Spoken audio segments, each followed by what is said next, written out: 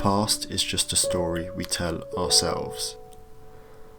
Her is one of the most critically acclaimed films of the past decade, and for good reason. It shows the life of Theodore, a writer who enters relations with AI, but I'm sure you've seen it. Today I'm going to be going over the cinematography behind Her, the pre-production process, how they portray loneliness in the cinematography, and what equipment Hoyt van Hoytema used to create the look for the film.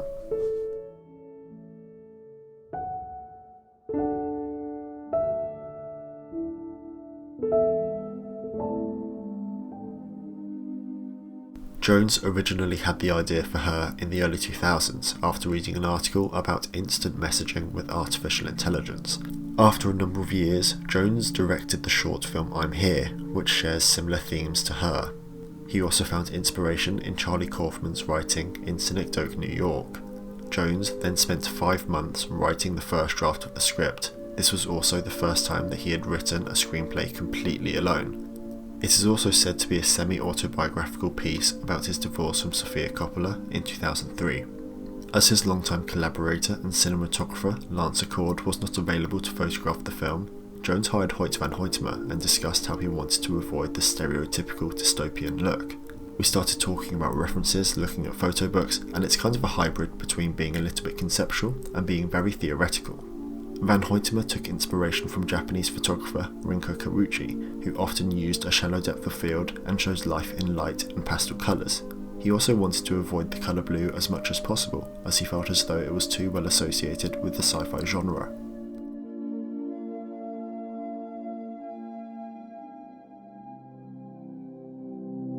In an interview about the film, Van Hoytema said that in a way he is forced to shoot Theodore in close-ups as Samantha is just a voice, and you have to rely on Phoenix's expressions in the scenes. When they would try and move further away from him, they would lose the intimacy that they had before. He would also try and make the close-ups more interesting by, for example, shooting behind Phoenix's neck, but just felt as though it stepped out of the universe when he did so, and ultimately just found that it was hard to make it interesting enough to keep the viewer watching. But obviously he did. When it comes to the framing of the film, it was especially hard as you only have Joaquin Phoenix to work off.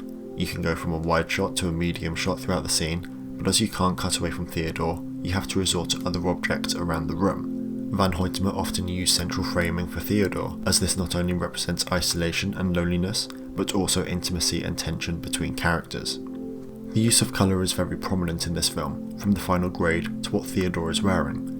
For example, he wears red and pink throughout the film until the end where he changes to a more white and blue attire. Red is often associated with love and passion, with pink also being representative of innocence.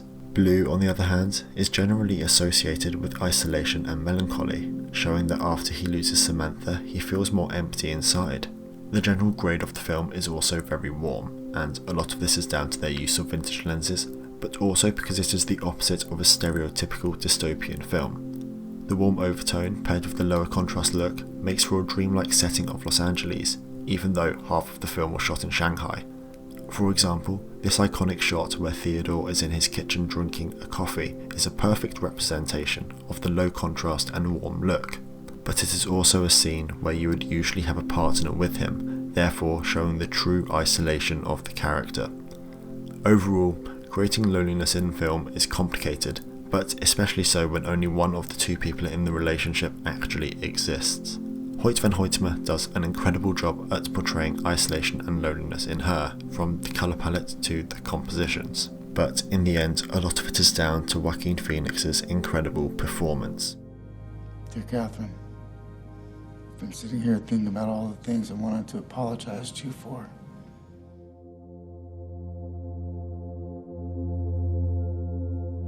Hoyt van Hoytema shot the film on digital using the Arri Alexa Studio, Arri Alexa XT and Canon C300. Paired with Cookspeed Panchros, Canon's K35s and Zeiss Super Speeds, he is able to create a dreamlike world. All three of these lenses are vintage, allowing for a more nostalgic feeling and ultimately warmer film. The Cookspeed Panchros offer a fast aperture, forgiving sharpness and allow you to get a softer image from a digital camera. The K35s are one of the more popular vintage lenses as again, they flare easily, have fast apertures and create a soft image. However, they also have a low contrast quality to them. Much like the K35's, super speeds create a lower contrast image whilst also having a very wide aperture. He also used Canon zoom lenses from the 70s, one of which was a 20-110 f2.8 from Sweden, which was also used on one of Ingmar Bergman's films. Van Hoytema also utilised the use of LEDs due to their smaller form factor, but also because they allow him to add certain colours depending on the mood of the scene. I mostly use small LEDs, like the shot near the end where he's standing in front of the windows. I hung an LED light box for an overall ambience that we could also colour exactly as the city appears outside. The light registers we worked at were so incredibly low and subtle, which were enabled by the camera and high-speed lenses.